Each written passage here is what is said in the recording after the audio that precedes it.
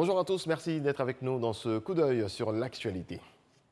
Les relations entre la Côte d'Ivoire et le Vatican, vieilles de 50 ans. Pour matérialiser ces rapports, la Poste de Côte d'Ivoire et le service philatélique du Vatican sont convenus de l'émission commune d'un timbre-poste entre les deux États portant l'effigie des deux chefs d'État. Le timbre a été présenté hier au président de la République, Alassane Ouattara. Viviane Aimé.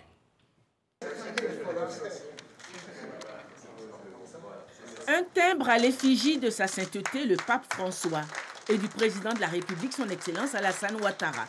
Le message est fort et sans ambiguïté.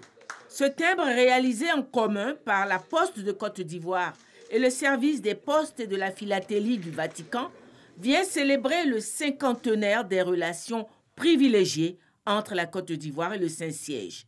Des relations tissées sous le président Houphouët-Boigny et qui ont été marquées de son vivant par 3 visites en Côte d'Ivoire du Saint-Père, le pape Jean-Paul II.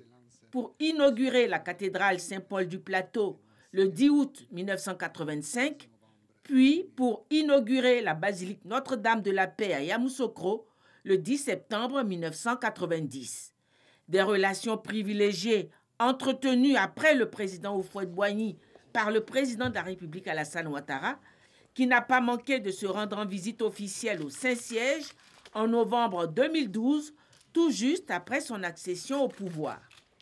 Ce timbre qui vient d'être réalisé a été officiellement présenté au président de la République Alassane Ouattara au palais présidentiel ce lundi 21 septembre par le nonce apostolique et le ministre de l'économie numérique et de la Poste. Comment ne pas rappeler les différentes activités réalisées par l'Église en Côte d'Ivoire dans divers domaines, avec le soutien des autorités ivoiriennes en faveur du développement, du progrès et du rayonnement de cette belle nation. Comment ne pas mentionner la présence depuis 1983 de l'archevêque d'Abidjan au sein du Sacré Collège des cardinaux, signe de l'appréciation et de la haute considération des souverains pontifes envers l'Église et la nation ivoirienne.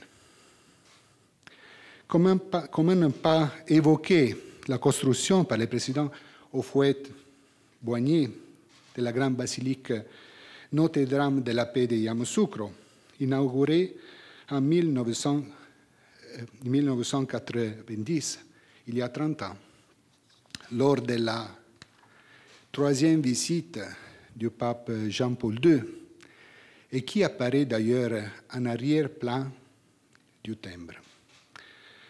Ce sont des faits qui manifestent une profonde amitié. J'ai le plaisir de transmettre à votre Excellence, ainsi qu'à tous les chers peuples de Côte d'Ivoire, les salutations cordiales et les bénédictions du Saint-Père, le pape François. La Côte d'Ivoire et le Saint-Siège ont compris que ce thème non seulement va rappeler l'histoire en nos deux États, mais aussi rappeler à la postérité les valeurs et les visions partagées, incarnées par leurs dirigeants respectifs de l'époque. Sa sainteté, le pape François, son Excellence Alassane Ouattara. Excellences, Mesdames et Messieurs, c'est la toute première fois dans l'histoire de la philatélie ivoirienne et du Vatican qu'un timbre-poste à l'effigie des deux chefs d'État est émis. Commentant la photo du timbre, le directeur général de la Poste a mis en avant la symbolique de l'image. Le Saint-Siège et la République de Côte d'Ivoire, donc via la Poste de Côte d'Ivoire, a décidé que la thématique principale soit la paix. La paix parce que c'est quelque chose de très cher à ces deux entités. Et vous allez voir que sur le thème, nous avons les portraits des deux personnalités, donc Sa Sainteté le Pape et Son Excellence le Président de la République, qui sont les deux personnalités qui incarnent donc la paix.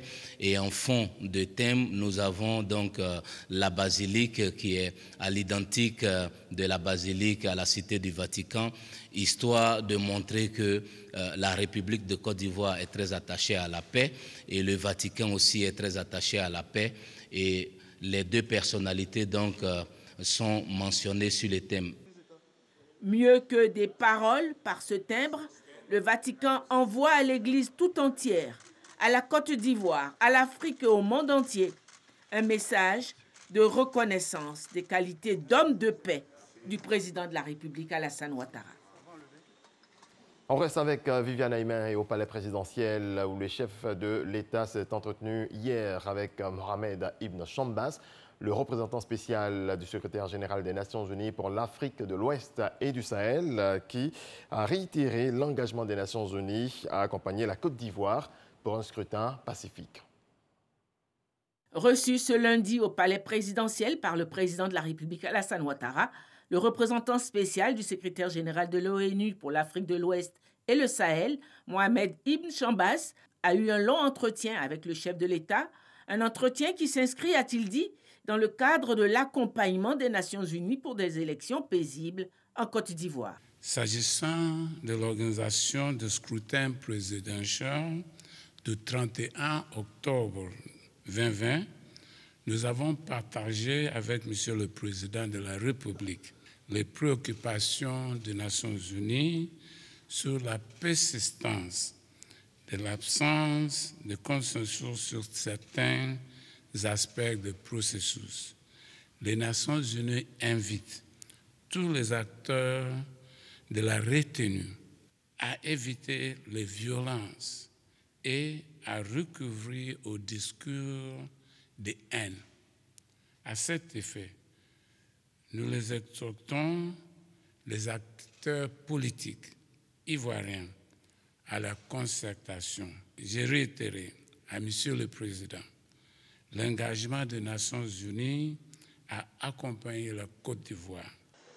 Les Nations Unies appellent tous les acteurs politiques à œuvrer pour des élections apaisées en Côte d'Ivoire.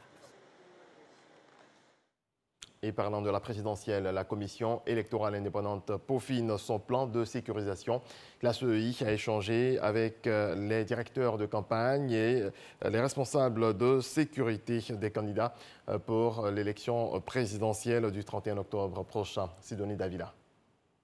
Comment assurer une sécurité et une sérénité de la présidentielle 2020 ? C'est avec la contribution des directeurs de campagne et les responsables en charge de la sécurité des candidats que la commission électorale indépendante entend apporter une réponse adéquate. À la table de discussion, les membres de la CEI et les représentants de candidats à la présidentielle, à raison de 2 personnes par parti. Malgré l'absence du parti septuagénaire, le PDCI-RDA, la séance de travail a quand même eu lieu. Conformément à la loi sur la CEI, la commission électorale indépendante doit garantir la sécurité et la sérénité du processus. Voici donc pourquoi nous vous avons convié à cette réunion, pour vous présenter l'offre de sécurité de la CEI. Pour cette année, il y aura ce que nous appelons la police électorale. Nous travaillons à ce que cette police électorale soit constituée d'éléments formés à l'effet de la sécurisation du processus. La période de campagne va bientôt démarrer. Les candidats et leurs militants veulent s'assurer du bon déroulement et d'une bonne sécurisation de leurs candidats.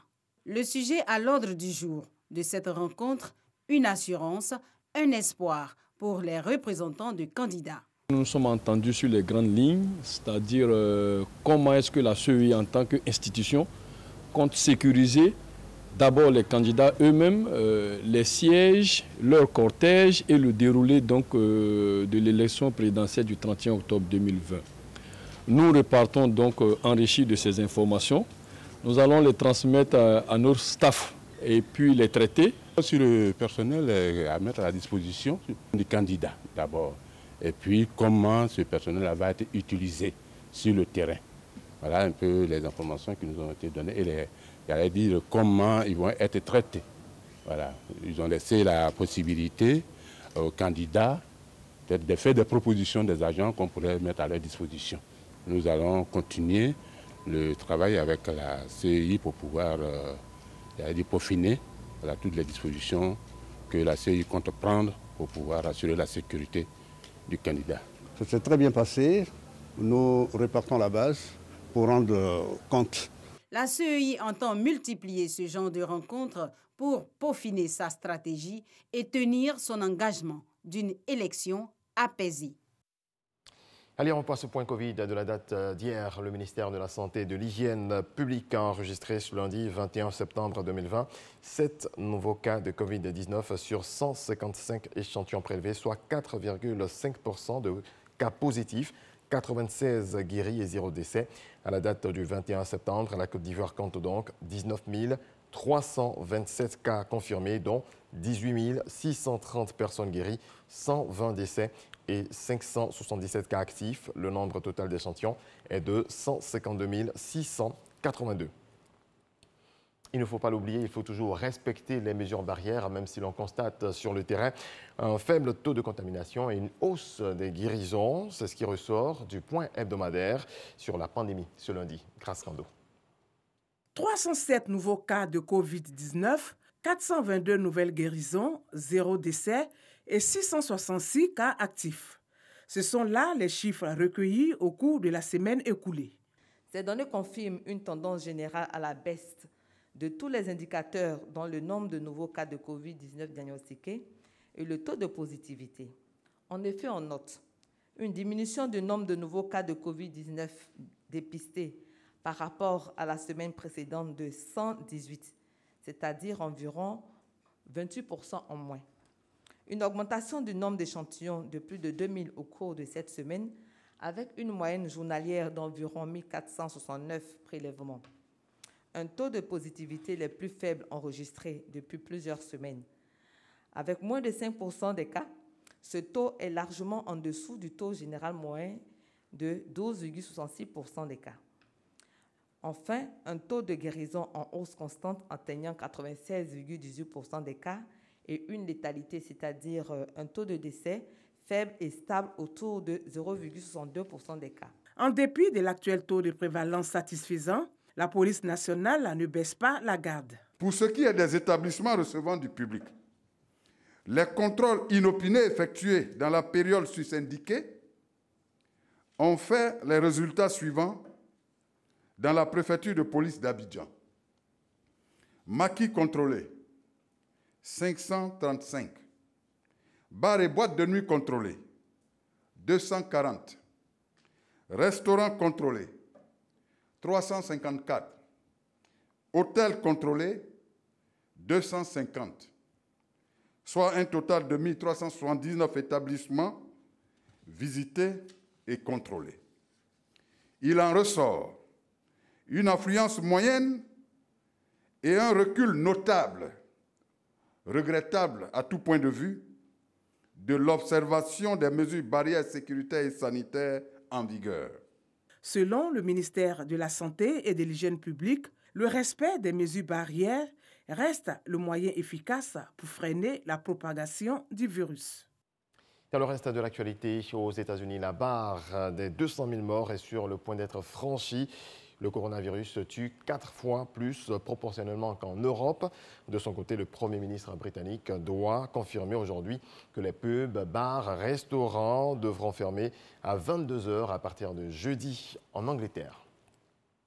75e Assemblée générale de l'ONU. Ils ne seront pas physiquement présents à la tribune, mais cela n'empêchera pas les dirigeants des 193 pays membres de s'exprimer.